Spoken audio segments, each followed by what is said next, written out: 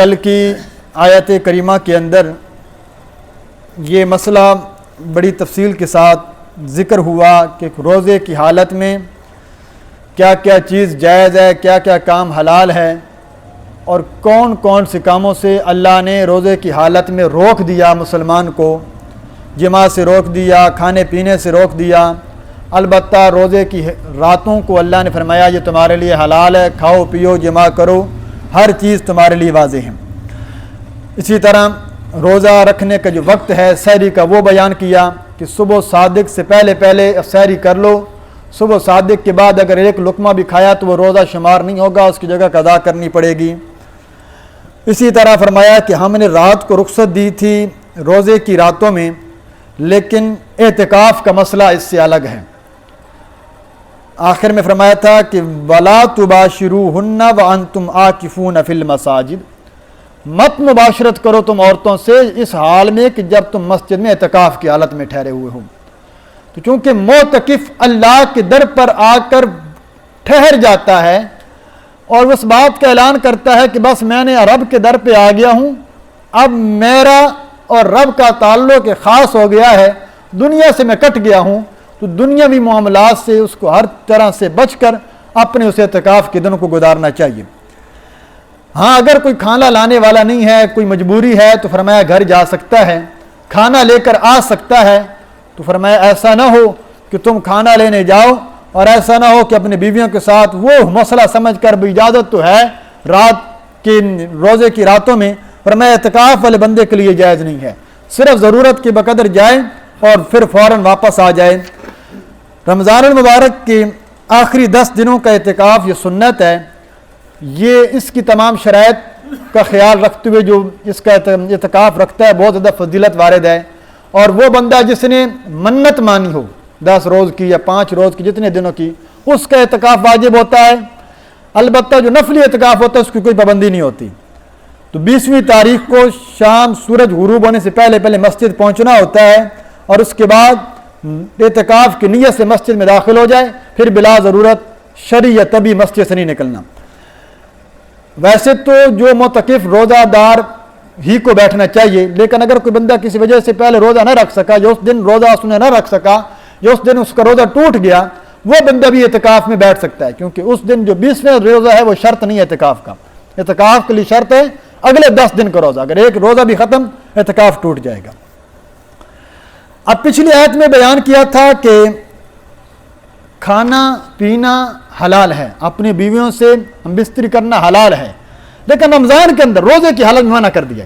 یہ اللہ کی حلال چیزیں ہیں لیکن ایک مخصوص وقت میں مخصوص زمانے کے لیے حرام ہو گئی۔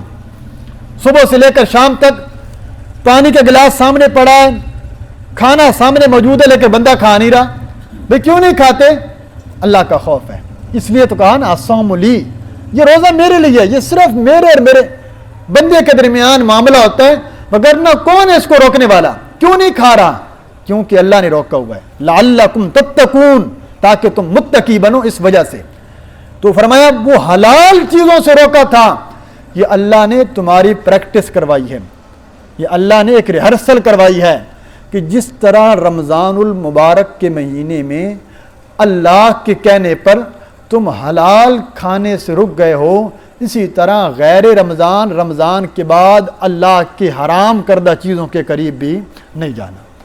اسی ربط کے ساتھ اگلی آیت فوراً ساتھ ذکر کر دی کہ حلال چیزیں چھوڑی تھیں، اب حلال عام ہے، کھاؤ، لیکن حرام اللہ نے اسی طرح رکھی ہے، وہ حرام کے قریب نہیں جانا۔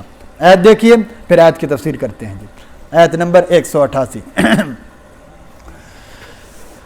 فرمایا وَلَا تَأْكُلُوا أَمْوَالَكُمْ بَيْنَكُمْ بِالْبَاطِلِ، وَلَا تَأْكُلُوا، مت کھاؤ تم، اموالکم،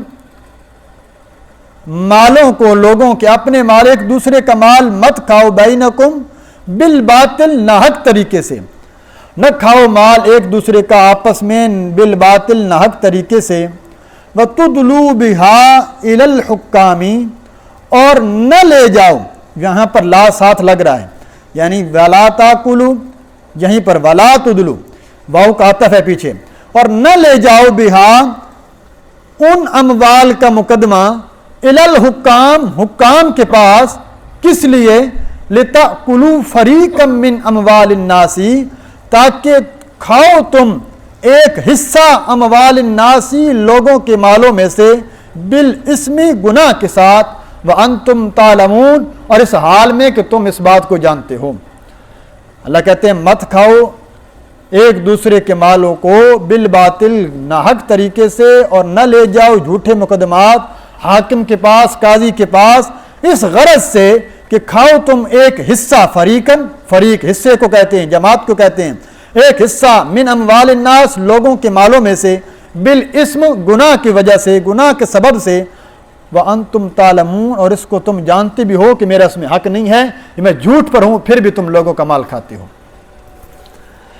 اسلام ایک معتدل مذہب ہے، اور اسلام نے حلال حرام کا مکمل ضابطہ بیان کر دیا۔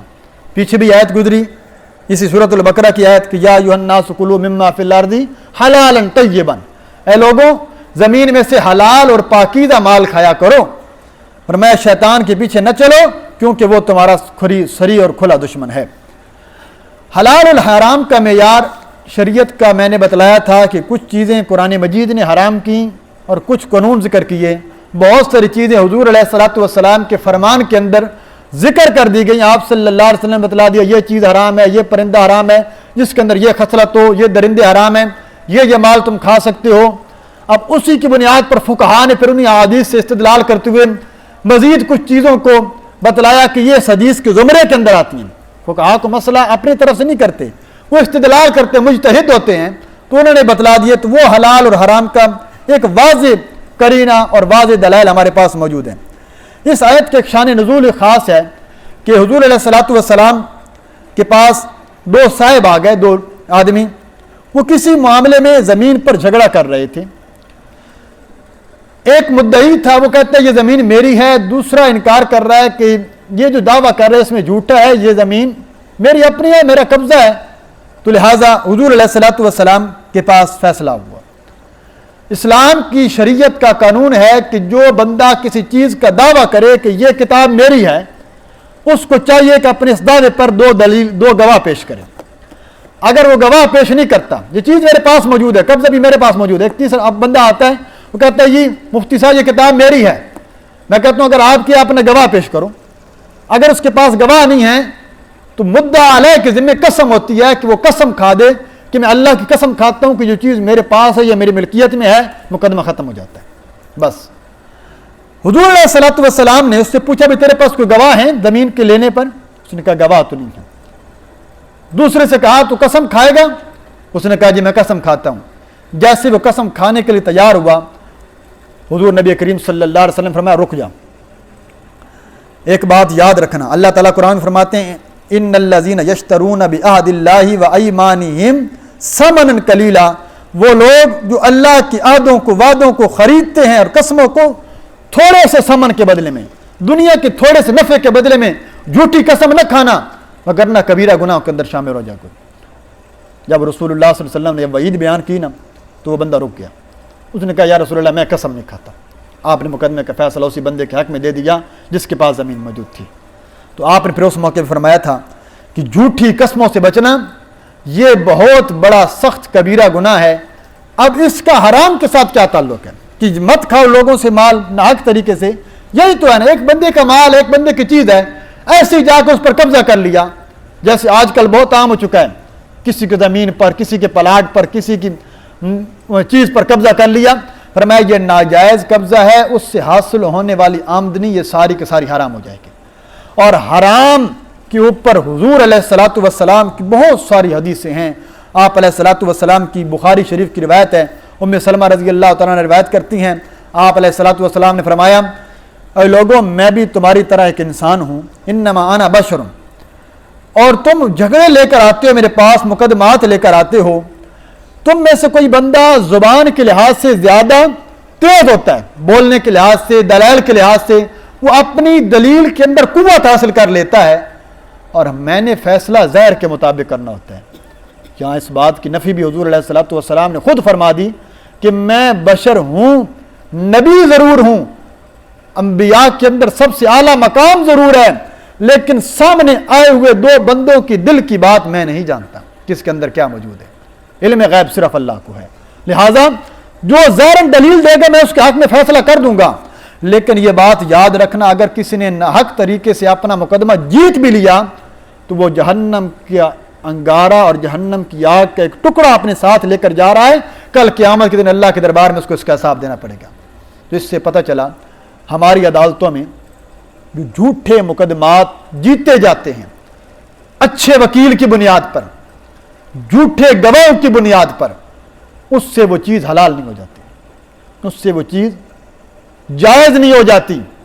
اس لیے علماء نے یہ مفتیان نے فتویٰ دیا وکیل بالخصومت بنانا جائز ہے، وکلاء کا طریقہ بھی درست ہے، وکالت کرنا بھی جائز ہے، لیکن شرط یہ ہے کہ جائز اور حق مقدمے کے اندر وکیل بنایا جائے۔ ایک وکیل کو پتہ ہے کہ میرے پاس جو فریق آیا بیٹھا ہے اس نے بندہ قتل کیا ہوا ہے، اب اس نے سارا زور اس بات کو ثابت کرنے میں لگانا ہے کہ یہ بندہ مقتول قاتل نہیں ہے، اس کے اوپر جھوٹے گواہ بھی پیش کرے گا، اس کے اوپر وہ سارے جرح بھی کرے گا، اس کے اوپر وہ دلیلیں بھی دے گا، اس کے بدلے میں لی جانے والی ساری کی ساری کمائی حرام کی ہے، اس کا ایک لقمہ بھی کھانا جائز نہیں ہے۔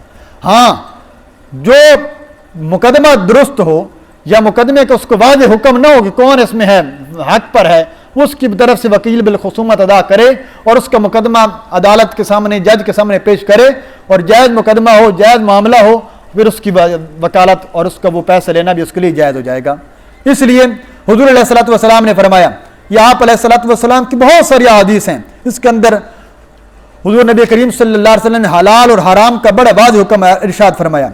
ایک حدیث کے اندر آپ صلی اللہ علیہ وسلم نے فرمایا، جو میں اکثر بیان کرتا رہتا ہوں، کہ آپ علیہ الصلوۃ والسلام نے فرمایا ابن آدم اللہ کے دربار میں جاتا ہے، یہاں پر یا بیت اللہ کے اندر گھر میں پہنچا، بڑا لمبا سفر کر کے بال پرا گندہ ہیں، کپڑے پھٹے پرانے ہو چکے ہیں، اللہ کے دربار میں کھڑے ہو کر کہتا ہے یا رب یا رب یا رب، میرے پالنہار میری دعاؤں کو قبول کر لے۔ اللہ کے نبی صلی اللہ علیہ وسلم فرمایا اس کی دعا اٹھا کر، اس کی عبادت اٹھا کر، اس کا طواف اٹھا کر، اس کا عمرہ اٹھا کر، اس کا حج اس کے منہ پر دے مارا جاتا ہے۔ صحابہ نے عرض کیا یا رسول اللہ کیا وجہ ہے؟ فرمایا اس کا کھانا حرام کا، اس کا پینا حرام کا، اس کا لباس حرام کا، اتنی بڑی اللہ کی گستاخی کر کے، اللہ کے حکموں کو روند کر، وہ اللہ کے گھر میں کھڑے ہو کر بھی اگر دعا کرے گا تو اللہ اس کی عبادت اس کی عبادت کو قبول نہیں کریں گے۔ تو لہذا پیٹ کے اندر لقمہ حلال ہونا چاہیے۔ دوسری روایت میں ہے فرمایا جو ایک لقمہ اپنے پیٹ میں حرام کا کھاتا ہے یا اس کے اندر غذا بناتا ہے، 40 دن تک اس کی کوئی عبادت اللہ کے بارگاہ کے اندر قبول نہیں ہوتی۔ پھر جب تک وہ مال حقوق العباد سے تعلق ہے تو فرمایا جب تک وہ بندہ معاف نہیں کرے گا، اس کو اس کا حق نہیں دے گا، اس وقت تک بھی فرمایا اس کا وہ مال اس کو واپس نہیں ملے گا۔ اسی طرح حضور نبی کریم صلی اللہ علیہ وسلم کی حدیث پاک ہے، آپ نے ارشاد فرمایا، عبداللہ بن عمر روایتیں ہیں، راوی ہیں، جس بندے کے اندر 4 خصلتیں موجود ہوں، 4 صفتیں جس بندے کے اندر موجود ہوں، حضور نبی کریم صلی اللہ علیہ وسلم نے فرمایا کہ آج 4 خصلتیں ایسی ہیں جب وہ تمہارے اندر موجود ہوں تو پھر دنیا میں کچھ بھی حاصل نہ ہو تو تمہارے لیے کافی ہے یہ 4 صفتیں تمہارے اندر موجود ہونا۔ سب سے پہلی صفت کہ امانت کی حفاظت کرنے والا ہو، کیونکہ یہ تو منافق کی علامت ہے، سچ بولتا ہو، جب بولے سچ بولے، امانت رکھوائی جائے امانت کی حفاظت کرے۔ تیسرا حسن خلق، اچھے اخلاق کا مظاہرہ کرے، ہر وقت منہ پر 12 بجے ہوں، لوگ اس کی برے اخلاق کی وجہ سے ڈریں۔ امی عائشہ صدیقہ رضی اللہ تعالیٰ عنہ فرماتی ہیں حضور علیہ الصلوۃ والسلام کے دروازے پر ایک بندہ آیا، خادم نے بتلایا یا رسول اللہ فلاں شخص آیا ہے۔ آپ علیہ الصلوۃ والسلام فرمایا عائشہ یہ اپنی قوم کا سب سے برا ترین بندہ ہے، آپ نے فرمایا اس کو اندر آنے کی اجازت دو۔ امی عائشہ فرماتی ہیں میں پردے میں چلی گئی، حضور علیہ الصلوۃ والسلام کے سامنے وہ شخص آیا، آپ علیہ السلام نے اس سے بڑی مسکرا کر گفتگو کی، بڑے پیار کے ساتھ اس سے گفتگو کی، مسکرا کر جب گفتگو وہ چلا گیا تو امی جان نے فرماتی میں نے پوچھا کہ مجھے ایک بات سمجھ میں نہیں آئی، آپ نے کہا یہ برا ترین بندہ ہے، پھر جب وہ آیا تو آپ نے اس سے بڑے اچھے اخلاق کے ساتھ گفتگو فرمائی ہے۔ حضور علیہ السلام نے فرمایا قوم کا اور انسانوں میں سب سے برا بندہ وہ ہے کہ جس کے برے اخلاق کی وجہ سے لوگ اس سے مجبوراً اس سے مسکرا کر ملتے ہوں، بعد میں چاہے اس کو برا بھلا کہتے ہوں۔ کیا ہے یہ؟ لوگوں کو تانے تشریح دینے والا، لوگوں کو تکلیف پہنچانے والا بندہ۔ تو فرمایا اچھا اخلاق کا مظاہرہ کرنے والا ہو. چوتھے نمبر فرمایا تھا وہ اس کا کھانا پینا حلال کا اہتمام کرنے والا ہو. جو حلال کا اہتمام نہیں کرے گا اللہ اس کے صدقے کو، اللہ اس کی عبادات کو فرمایا قبول بھی نہیں کرے گا، اور اس کے اندر فرمایا کوئی برکت بھی نہیں رہتی. تو فرمایا وَلَا تَأْكُلُوا أَمْوَالَكُمْ بَيْنَكُمْ بِالْبَاطِلِ. اس کے اندر ہر وہ چیز آ گئی. یہ اتنی جامع آیت ہے کہ بالباطل سے مراد ہر وہ مال جو ناجائز طریقے سے کمایا گیا یا ناجائز مال بیچ کر کمایا گیا، دھوکے سے، ملاوٹ سے. دودھ دینے والا ایک دودھ فروش آتا ہے باہر سے، جی خالص دودھ ہے، وہ کہتا ہے جی خالص دودھ ہے، پھر اس کے پیسے خالص کے لیتا ہے، حالانکہ ہے ملاوٹ والا. تو اس کی وہ کمائی جو ہے، جو اس نے ملاوٹ کی وجہ سے اضافی لیا، وہ اضافی کمائی حرام ہو جائے گی. اسی طرح کسی اور چیز کے اندر ملاوٹ کرتا ہے، ہاں وہ بتلا دیتا ہے بھائی میرا تو دودھ پانی والا ہے، یہی ملے گا، اس کا ریٹ اتنا متعین ہے، تو پھر اس کو سامنے، لیکن ملاوٹ پھر بھی ملاوٹ کا گناہ اس کو ضرور ہوگا. اسی طرح حضور علیہ الصلوۃ والسلام نے فرمایا کہ کسی انسان نے کسی بندے کی ایک بالشت زمین ناجائز قبضہ کر لی. ایک بالشت، ہم اکثر یہ بنیاد رکھتے ہوئے گھروں کی اس بات کا خیال نہیں رکھتے، بالکل اس بات کا اہتمام نہیں کیا جاتا کہ اس میں کوئی سرکاری زمین تو نہیں آ رہی، اس میں کسی اور کا پلاٹ کا حصہ تو نہیں آ رہا. آخری دیوار، یہ دیوار ہے نا، دیوار کی حد، یہ بھی آپ کس پلاٹ کے اندر ہونی چاہیے.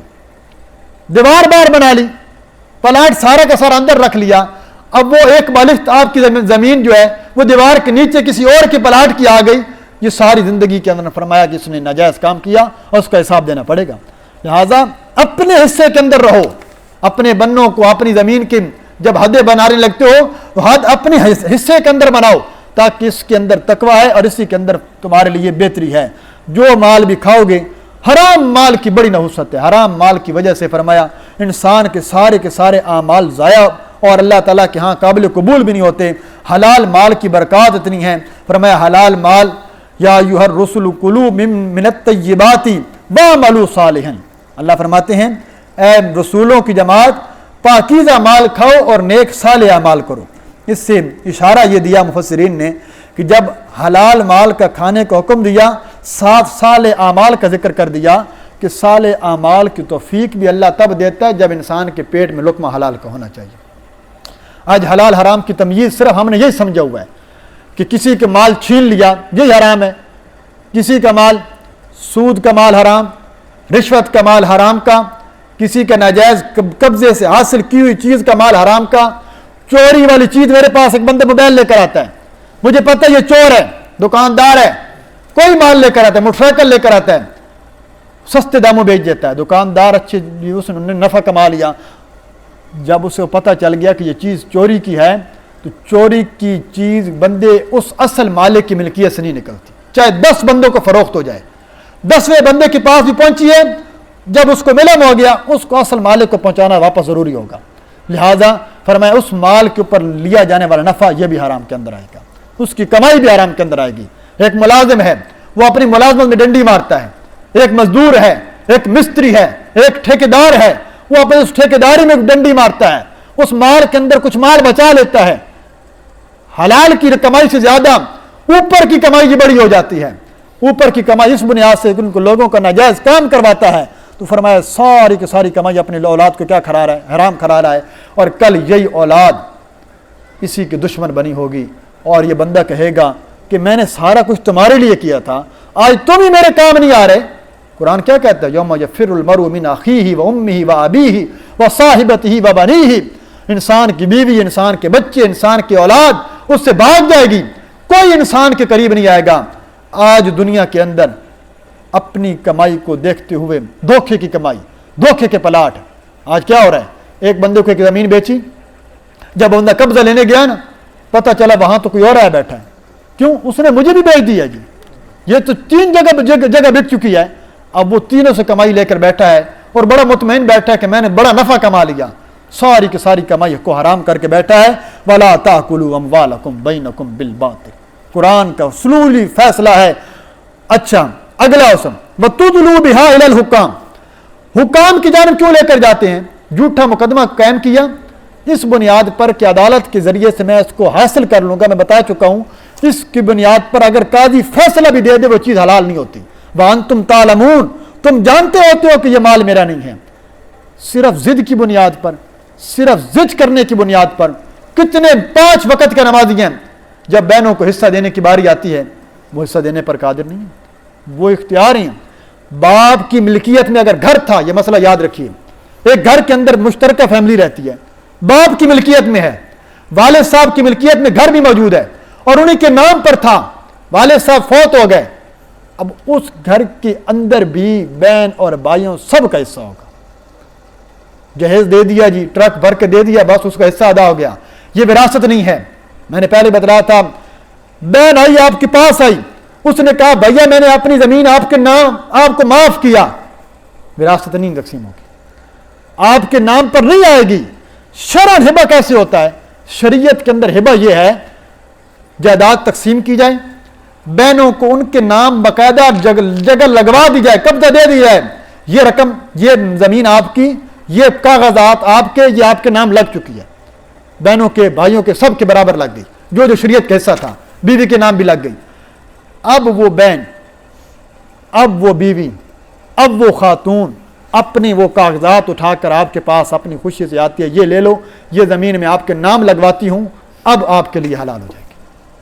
اور اب جب دیکھیے گا 100 میں سے 80% یہ معاملات پھر واپس نہیں ملتے، کیونکہ پتہ ہے اگر نام لگوا دی تو پھر تو واپس نہیں کرے گی، تو پھر مطلب ہے وہ جو پہلے معاف کری وہ دل سے نہیں کر رہی.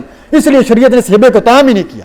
یہ ہبہ ہوتا ہی نہیں ہے زندگی کے اندر، جو والدین نام ہی کر دے، وگرنہ کہہ دینا کہ میرے گھر کے دروازے بند ہو جائیں گے. اور اس بنیاد پر یہ زمین جب اللہ نے بنائی ہے اس دن سے موجود ہے. الٹے کتنی زمین سمندروں کے زیر آب آ گئی، دریاؤں کے زیر آب آ گئی، زلزلوں کے زیر آب آ گئی، اس کے باوجود یہ قیامت تک اس طرح رہنی ہے. کامیاب انسان وہی ہے جو اس دنیا کے اندر رہتے ہوئے اپنی آخرت کی فکر کرے، اپنے حلال کی فکر کرے. حرام کی کمائی سے فرمایا کھایا جانے والا، سود کی کمائی کھانے والا، سودی بینکوں کے اندر ملازمت کرنے والے لوگ، یہ بھی حرام کی کمائی شامل ہیں. آقا دو جہاں صلی اللہ علیہ وسلم کا واضح فرمان ہے، سود لکھنے والا، لینے والا، سود دینے والا، سود کے اوپر گواہ بننے والا، سود لکھنے والا، اس کے اندر کسی قسم کا معاون بننے والا، ہر بندہ اس کے اندر شریک ہوگا اور اس بندے کی کمائی حرام کی ہوگی. سودی بینکوں کے اندر ملازمت کرنا حرام ہے، اس کی کمائی حرام ہے، اس کا سب کمپیوٹرائز کام کرنا حرام ہے. بینکوں میں صرف چپڑاسی کی نوکری، سیکورٹی گارڈ کی نوکری، جس کا ڈائریکٹ اس چیز سے واسطہ نہیں ہے، یہ بندے بھی مجبور ہیں، اگر کہیں اور جگہ نہ ملے تو ان کو بھی چاہیے اس میں کام نہ کریں. جو بل واسطہ اس کے اندر، بلا واسطہ اس میں مشغول ہیں سودی کمائی کے اندر. اور آج لوگ سیونگ اکاؤنٹ بنا کر بیٹھے ہیں، سال کے بعد نفع بھی مل جاتا ہے، سال کے بعد رقم بھی آ جاتی ہے. اور آقا دو جہاں صلی اللہ علیہ وسلم فرمایا، جب کل میں معراج کے اندر گیا نا تو مجھے جہنم کے نظارہ کروایا گیا. میں نے دیکھا اس کے اندر، جہنم کے اندر ایک ایسے لوگ ہیں جن کے پیٹ کمروں سے زیادہ پھولے ہوئے ہیں، اور اس کے اندر اتنے بڑے بڑے سانپ اور بچھو ہیں جو ان کو کاٹ رہے ہیں. میں نے جبریل امین سے پوچھا یہ کون بدبخت لوگ ہیں؟ آپ علیہ السلام، جبریل علیہ السلام نے فرمایا یہ وہ لوگ ہیں جو دنیا میں سود کھایا کرتے تھے، یہ سمجھتے تھے کہ ہمارے پیٹ میں لقمہ حلال کا جا رہا ہے، آج سودی قرضے دے کر، لوگوں سے ناجائز مال بٹور کر، سودی معاملات میں کوشش کریں اپنا اکاؤنٹ، اپنی رقم، آج مجبوری ہے تو کسی اسلامی بینک میں کھلوائیں، میزان بینک ہے، بینک اسلامی ہے، کسی اور بینک میں. اگر ایسے جو ہمارا یو بی ایل بینک اڈالی میں موجود ہے اس میں رکھوانا بھی پڑے تو کرنٹ اکاؤنٹ، وہ بھی مجبوراً، جو صرف کرنٹ اکاؤنٹ، سیونگ اکاؤنٹ کی یا فکسڈ ڈیپوزٹ کی کسی طرح اجازت نہیں ہے، اس کے اندر آنے والی ساری کی ساری کمائی حرام کی ہوتی ہے. اپنے اولادوں کا فرمایا یہ حرام کی کمائی مت کماؤ، یہ اللہ تعالیٰ کے قانون ہے، نبی اکرم صلی اللہ علیہ وسلم کی حدیث ہے. اور فرمایا کل قیامت کے دن اس وقت تک بندے کے قدم اس زمین سے ہٹیں گے نہیں جب تک اللہ اس بارے میں سوال نہیں کرے گا کہ بندے بتا عمر کہاں گزاری ہے، جوانی کہاں گزاری ہے، مال کہاں سے کمایا تھا، کہاں پر خرچ کیا تھا. حلال کمایا لیکن حرام جگہ خرچ کیا تب بھی حرام ہے، حرام کمایا حلال جگہ خرچ کیا تب بھی کوئی فائدہ نہیں ہے. اس لیے فرمایا حلال کماؤ، تھوڑا ہو جائے کوئی بات نہیں لیکن حلال جگہ پر لگاؤ. وَأَنْتُمْ تَعْلَمُونَ، اس بات کو تم جانتے بوجھتے اگر یہ کرو گے تمہارا اپنے اوپر جانوں پر ظلم کرنے والے ہوگے. اس لیے میں تھوڑی سی وضاحت کر کے یہ آیتیں بار بار آئیں گی، اس لیے ایک بار اس کا تفسیر اور مقصود میں نے اس کو بتلا دیا کہ حلال اور حرام بڑا وسیع مفہوم ہے. اس کے اندر چلتے ہوئے آقا دو جہاں صلی اللہ علیہ وسلم فرمایا تھا ان الحلال بین وان الحرام بین، حلال بھی واضح ہے، حرام بھی واضح ہے، وما بینہما مشتبہات، جو کچھ ان کے درمیان ہے وہ مشتبہ چیزیں ہیں، مشتبہ چیز سے بچنا ہے۔ امام اعظم ابو حنیفہ رحمۃ اللہ علیہ کو پتہ چلا کہ کوفہ کی بکریوں کے اندر ایک بکری شامل ہو گئی ہے جو کس کی ہے؟ چوری کی ہے۔ تو جا کر ایک دیہاتی سے پوچھتے ہیں ایک بکری زیادہ سے زیادہ کتنے سال زندہ رہ سکتی ہے؟ اس نے بتلایا اگر وہ اب موجود ہے زیادہ سے 7 سال زیادہ وہ بکری زندہ نہیں رہ سکتی۔ تو امام صاحب نے 7 سال تک کوفہ شہر کے اندر بنایا جانے والا بکری کا گوشت نہیں کھایا تھا۔ ہو سکتا ہے یہ وہی بکری چوری کا جو شامل ہوئی ہے اس کا گوشت نہ تھا، حالانکہ اس کو گناہ نہیں تھا، تقویٰ ہے، یہ مشتبہ چیزوں سے شامل ہے۔ امام احمد بن حنبل رحمہ اللہ کا بیٹا سرکاری ملازم تھا، ان کی کمائی کے اندر تھوڑا انہیں شک تھا، اس کے گھر سے ایک دن روٹی آئی تو خادم نے بتلایا کہ آپ کے بیٹے کے گھر سے آئی ہے۔ تو امام احمد بن حنبل رحمہ اللہ نے فرمایا یہ لے جاؤ، میں اپنے گھر کے اندر کوئی مشتبہ چیز بھی نہیں دیکھنا چاہتا، اور فرمایا یہ اس نے جا کر دریا کے اندر ڈال دی، مچھلیاں کھا رہی۔ تو کتنا عرصہ تک امام صاحب احمد بن حنبل نے مچھلی کا گوشت کھانا چھوڑ دیا کہ وہ اس کے اندر لقمہ غذا کا بنا ہے۔ حضور علیہ الصلوۃ والسلام حجرے کے اندر تشریف لائے، آپ نے دیکھا آپ کے بستر کے اوپر ایک کھجور پڑی ہوئی ہے۔ حضور علیہ الصلوۃ والسلام نے فرمایا میں نے جب دیکھا کھجور پڑی ہے تو میں کھانے کا ارادہ کر رہا تھا، لیکن میرے ذہن میں یہ بات آئی ہو سکتا ہے یہ کھجور صدقے کی ہو اور صدقہ نبی کے لیے جائز نہیں، تو شبہ پڑ گیا، حضور علیہ الصلوۃ والسلام نے کھانا چھوڑ دیا۔ تو ہر شبہ والی چیز سے بچنا، اس کے اندر تقویٰ ہے، اسی کے اندر فرمایا تمہارے لیے پرہیزگاری ہے۔ پھر اس کے اثرات انسان کی زندگی میں کے اندر جو نازل ہوتے ہیں، جو اللہ کی رحمتیں اترتی ہیں، جو اللہ کی برکتیں اترتی ہیں، وہ انسان اس کو شمار بھی نہیں کر سکتا۔ حلال کمائی، حلال جگہ، جائز کام پر خرچ کرنے کی فضیلت حدیث میں آئی ہے، اور حرام جگہ پر ایک پیسہ خرچ کرنا بھی اسراف ہے اور ناجائز ہے۔ اپنے آپ کو حلال طریقے سے اندر رکھیے، حلال کمائی کھائیے تاکہ کل قیامت کے دن اس کا حساب نہ دینا پڑے۔ اللہ تعالیٰ سے دعا اللہ تعالیٰ قرآن و سنت پر عمل کی توفیق عطا فرمائے۔